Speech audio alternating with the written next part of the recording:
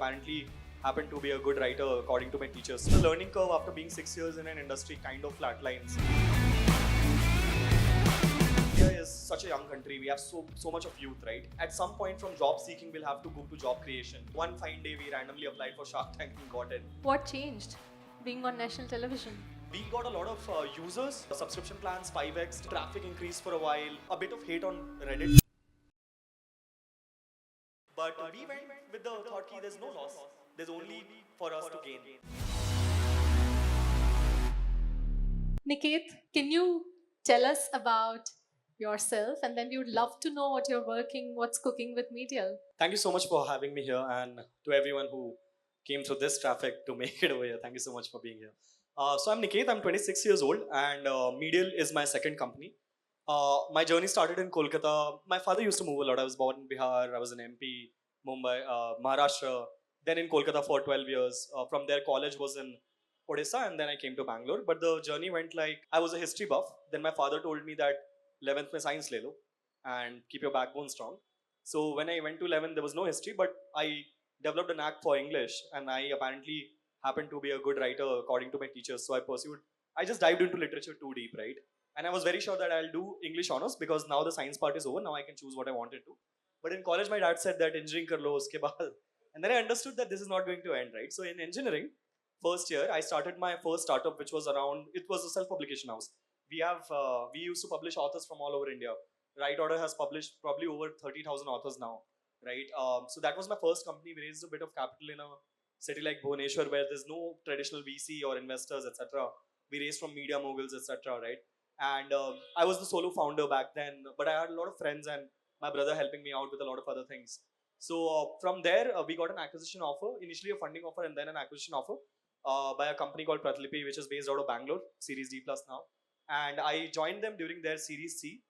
And post that, I was an independent entrepreneur even after the acquisition. I kept my brand name, built my team. So, eventually built a team of 50 people, handled them. And then, the learning curve after being 6 years in an industry kind of flatlines, right? If the industry is not growing very aggressively, and that was the case with publication. So my team was quite autonomous. I was more of a firefighter than a, active guy over there at some point. And I decided to leave and build Medial because I had taken a huge knack for product-driven businesses. I was like, service, so we have seen how it grows, right? But in product, what happens is you create something, and even when you're sleeping, the machine is so well built that it keeps catering to the needs of the customer and keeps delivering no matter what happens, right? Just that the systems need to be up. But most of your team, even if they're off deck, Medial is still running, right? We still get payments at like 3 a.m. in the night, 4 a.m. in the night. But the cause, or at least the reason why we started Medial was very simple. When I came to Bangalore after being in tier 2 kind of cities back in Bhubaneswar or non-active startup ecosystems, right? I realized that the gap is so huge. The kids in Bhubaneswar or a city like probably Indore, Bhopal or anywhere else, right? They are so ambitious.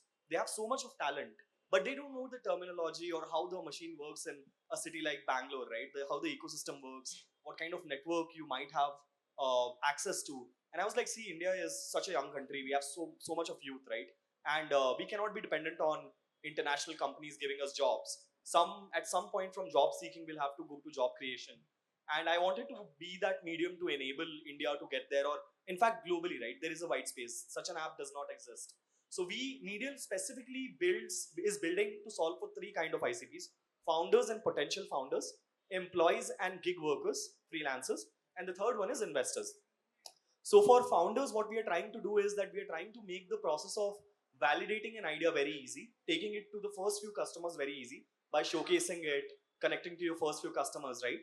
Secondly, we are trying to make sure that founders find, so we have a trackers section wherein you can find all venture capital investors, all accelerators, incubators, all angels who are active in India, etc. Right? Because I've seen founders endlessly searching on the internet for these kind of informations, for such angels, for such VCs, etc. Right?